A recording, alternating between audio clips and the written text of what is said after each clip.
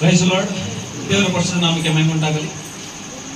ದೇವರು ನನ್ನನ್ನು ಸಾಕ್ಷಿ ನಿಲ್ಲಿಸೋದಕ್ಕಾಗಿ ದೇವರಿಗೆ ಸ್ತೋತ್ರ ಹೇಳ್ತಾರೆ. ಇದೇ ಹೆಬ್ಬಗೋಡಿ ಗ್ರಾಮದಲ್ಲಿ ಹುಟ್ಟಿ ಬೆಳೆದಂತ ಇದೇ ನಮ್ಮ ಮನೆ, ಇದೇ ಇದೇ ಸ್ಥಳದಲ್ಲಿ ವಾಸ ಮಾಡ್ತಾ ಇದ್ದಂತ ನಾನು. ಸಣ್ಣ ಮನೆ, ಸಣ್ಣ ಜೀವನ ದೇವರು ಕೊಟ್ಟಿದ್ದು. ಇವತ್ತು ನನಗೆ ಕೊಟ್ಟಿರೋದು ದೊಡ್ಡ ಜೀವನ ಕೊಟ್ಟಿದ್ದಾರೆ. ಒಂದು ಸಭೆ, ಒಂದು ಪ್ರಾರ್ಥನಾ ಆಲಯ ಸಾಧಾರಣವಾಗಿ ಮಾಡೋದಕ್ಕಾಗೋದಿಲ್ಲ. ಯಾಕಂದ್ರೆ ನಾನು ಬೆಳೆದಂತ ವಾತಾವರಣ ಅಂತದ್ದು, ನಾನು ನಡ್ಕೊ ಬಂದಿದ್ದಂತ ರೀತಿ ಅಂತದ್ದು.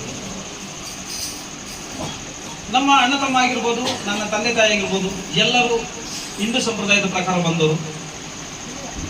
ಬಹಳ ವಿಗ್ರಹ ಆರಾಧನೆ ಮಾಡಿದಂಥವ್ರು, ಒಳ್ಳೆ ಭಕ್ತಿವಂತರು. ಅವರ ಮಧ್ಯದಲ್ಲಿ ದೇವರು ನನ್ನನ್ನು ಆರಿಸಿಕೊಂಡಿದ್ದಕ್ಕಾಗಿ ನಾನು ದೇವರಿಗೆ ಸ್ತೋತ್ರ ಹೇಳ್ತೇನೆ. ಯಾಕಂದ್ರೆ ಅನೇಕ ಜನಗಳು ಅನೇಕ ಸ್ಥಳದಲ್ಲಿ ಹೇಳ್ತಾರೆ ದೇವರನ್ನ ನಾನು ಆರಿಸಿಕೊಂಡೆ ಅಂತ. ಅದು ತಪ್ಪು ಮಾತು. ಆದ್ರೆ ದೇವರು ನನ್ನ ತಾಯಿ ಗರ್ಭದಲ್ಲಿ ಇರುವಾಗಲೂ ನಾನು ಆರಿಸಿಕೊಂಡಿದ್ದಾರೆ. ಜಗದೋತ್ಪತ್ತಿಗೆ ಮುಂಚೆ ನನ್ನ ಹೆಸರನ್ನು ಕರೆದಿದ್ದಾರೆ. ಯಾಕೆ? ದೇವರು ಉದ್ದೇಶವನ್ನ ನೆರವೇರಿಸೋದಕ್ಕೋಸ್ಕರ ನನ್ನನ್ನು ಕರೆದಿದ್ದಾರೆ.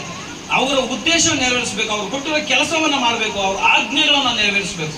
ದೇವರು ಕರೆದಿರೋ ಉದ್ದೇಶನ ನಾನು ಒಂದು ವೇಳೆ ಮರ್ತ್ಕೊಳ್ಬಹುದು, ಆದ್ರೆ ಅವ್ರು ಯಾವತ್ತೂ ಮರೆಯೋದಿಲ್ಲ.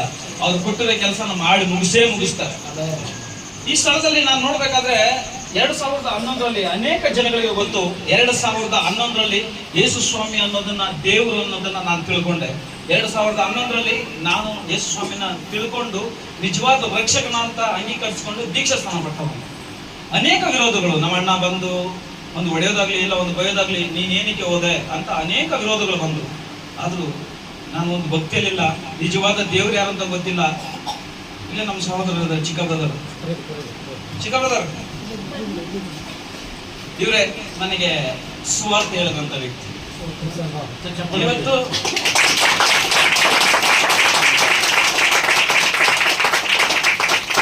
ನಾನು ಅವ್ರಿಗೆ ಎಷ್ಟು ಕೃತಜ್ಞತೆ ಹೇಳಿದ್ರು ಸಾಲೋದಿಲ್ಲ.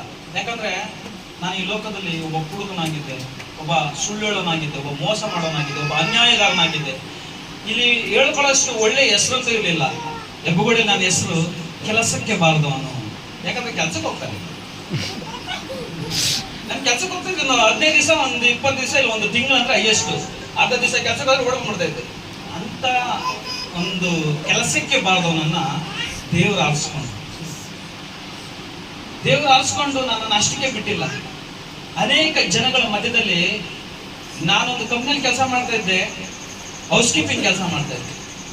ಅದೇ ಹೌಸ್ ಕೀಪಿಂಗ್ ಕೆಲಸ ಮಾಡ್ತಾ ಇದ್ದಂತ ನನ್ನ